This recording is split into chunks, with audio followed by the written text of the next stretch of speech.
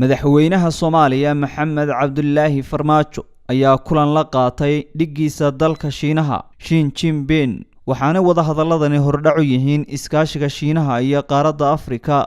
madaxweynaha Shiinaha ayaa ku amaanay madaxweynaha Soomaaliya iyo xukuumaddiisa horumarka ay ka gaadheen dhinacyada siyaasadda, amniga iyo dib u dhiska dhaqaalaha dalka iyo dadaalada ay ugu jiraan horumarintooda. labada madaxweyne ayaa waxa ay ka wada hadleen qodobo la xidhiidha iskaashiga labada dhinac, ganacsiga, maalgashiga, hiigsiga cusub ee iskaashiga dhaqaale iyo dadaalo lagu xoojinayo xidhiidhka u dhaxeeya Shiinaha iyo Soomaaliya. labada madaxweyne waxa ay sidoo kale isla falanqeeyeen ka qaybgalka Soomaaliya ee madasha iskaashiga Shiinaha iyo qaaradda Afrika iyo muhiimadda uu u leeyahay hindisaha lagu dhisayo kaabayaasha dhaqaale kaas oo fududeynaya xidhiidhka dalalka qaybta ka ah korna u qaadaya horumarkooda dhaqaale. madaxweynaha Soomaaliya waxa uu xusay taageerada laxaad kale ee dalka Shiinuhu siiyay Soomaaliya waxaanu ku dhiirigeliyay in ay sii xoojiyaan taageeradooda dhinaca horumar iyo in la dardargeliyo xidhiidhka ganacsi iyo maaliyadeed ee u dhaxeeya labada dal. labada madaxweyne waxa ay isla meel dhigeen in la sii kobciyo heshiisyada u dhaxeeya Soomaaliya iyo Shiinaha iyo in la abuuro iskaashi hor leh oo ku aadan horumarka dhaqaale ee labada dal.